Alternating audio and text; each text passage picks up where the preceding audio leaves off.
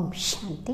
ఈరోజు ప్రతి ఒక్క మానవుడు, చిన్నవాళ్ళు కానివ్వండి, మహిళలు కానివ్వండి, పురుషులు కానివ్వండి, ఎన్నో రంగాలలో ఎన్నో విషయాలలో ముందంజలో ఉన్నారు.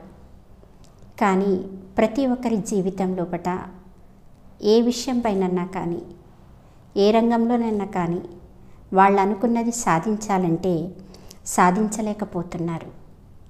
చాలామంది అశాంతితోటి, దుఃఖంతో, చింతతోటి, బాధలతోటి వాళ్ళు ఏవేవైతే సంకల్పాలు, నిర్ణయాలను తీసుకుంటున్నారో వాటిని పూర్తి విధానం లోపట వాళ్ళు పూర్తి చేయలేకపోతున్నారు. దీనన్నిటికీ కారణము మనలో కొన్ని శక్తులు ఉన్నాయి. ఆ శక్తులని మనం గుర్తించలేకపోతున్నాము. ప్రతి ఒక్క మానవుడి లోపట కొన్ని మంచి అద్భుతమైనటువంటి శక్తులు ఉన్నాయి. ఉదాహరణకి సహన శక్తి.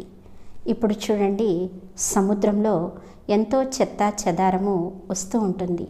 కానీ సముద్రము ఎప్పుడు ఎవరి కోసము ఆగదండి.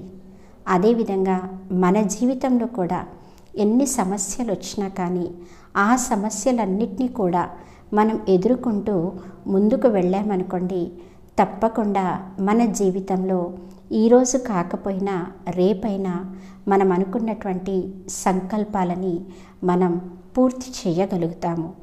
చూడండి, సముద్రంలో ఏ విధంగా అయితే చెత్త చెదారమే కాకుండా కొన్ని మంచి పనులు కూడా చేస్తారు. అంటే గంగ స్నానాలకి వెళ్ళి మన పాపాలన్నీ తొలగిపోతాయి, పుణ్యం అనేది వస్తూ ఉంటుంది అనుకుంటారు. మరి అదే గంగలో ఎవరైనా శరీరం వదిలిపెడితే ఆ హస్తికలను, బూడిదని కూడా కలుపుతారు. కానీ గంగమ్మ తల్లి ఎప్పుడూ ఎవరికి ఏమీ అనదు. అదేవిధంగా మన జీవితంలో కూడా మన తోటివారు, మనతో జీవించేవాళ్ళు మంచివాళ్ళు కావచ్చు, చెడ్డవాళ్ళు కావచ్చు, అందరూ మన గురించి మంచి ఆలోచించే వాళ్ళే ఉండరండి. కాబట్టి మన జీవితంలో మనం ముందుకు వెళ్తూ ఉండాలి అంటే సమతుల్యత అనేది మనకి చాలా చాలా అవసరము. అదేవిధంగా మన జీవితంలో నిర్ణయ శక్తి. ఎన్నో విషయాలలో మానవుడు ఈరోజు what is right, what is wrong నిర్ణయించలేకపోతున్నారు. ఆ నిర్ణయించేటటువంటి శక్తి లోపించడం వల్ల మన యొక్క కార్యక్రమాలను కూడా మనం పూర్తిగా ముందంజలో పెట్టలేకపోతున్నాము. తరాజులో ఏ విధంగా అయితే ఒకవైపుకి బాట్లు ఉంటాయి, ఒకవైపుకి బ్యాలెన్స్ చేయడానికి కూరగాయలు కూడా ఉంటాయి. అదేవిధంగా మన జీవితంలో కూడా మనం ఏ పని అయితే మనం చేస్తున్నామో మనకంటూ ఒక శక్తి ఉండాలి నిర్ణయించేది. నేను చేస్తున్నది రైటా రాంగా అనేది కనుక మనం నిర్ణయించుకున్నప్పుడు మన కార్యంలో మనం విజయాన్ని తప్పకుండా పొందగలుగుతాము.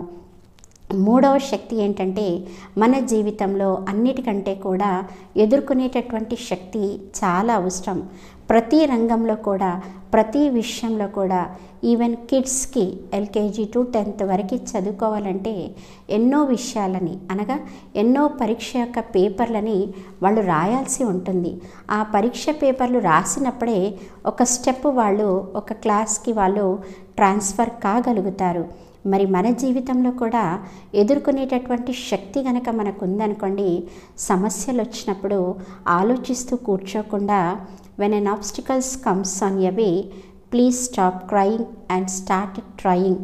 ఆ చిన్నారులు కదా ఎగ్జామినేషన్కి ట్రై చేసినప్పుడే వాళ్ళు సక్సెస్ని పొందగలుగుతారు.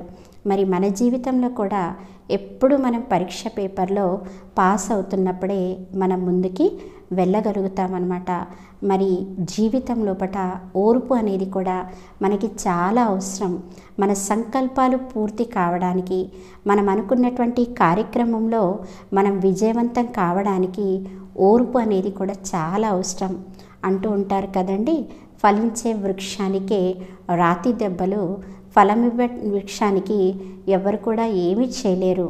మరి ఎంత ఒదుగుతూ ఉంటామో అంత ఎదుగుతూ ఉంటామన్నమాట. దానికి ఉదాహరణ మామిడి చెట్టు. మామిడి చెట్టుకి ఫలాలు ఇస్తుంది కాబట్టి అందరి యొక్క చూపు దాని వైపుకే వెళ్తూ ఉంటుంది. మరి మన జీవితంలో కూడా విజయం వైపుకి వెళ్ళేటప్పుడు మరి ఎన్నో ఎదురు విషయాలని మనం ఎదుర్కోవాల్సి ఉంటుంది. కాబట్టి ఓర్పు అనేది మన విజయానికి ఒక మంచి మెట్టు లాంటిది. కాబట్టి జీవితంలో మనం జీవించాలి, మంచి జీవితాన్ని చూడాలి, మంచి విజయవంతం వైపుకి వెళ్ళాలి అంటే మనలో చాలా చాలా శక్తులు అవసరము. కాబట్టి ప్రతి ఒక్కరి లోపట ఈ శక్తులనేటివి మన లోపట ఉన్నాయి. ఆ శక్తులన్నిటినీ మనం గుర్తించి మన యొక్క కార్యరూపంలో కనుక వాటిని తీసుకొచ్చినట్టయితే తప్పకుండా మనం సక్సెస్ వైపుకి వెళ్ళగలుగుతాము. ఓం శాంతి.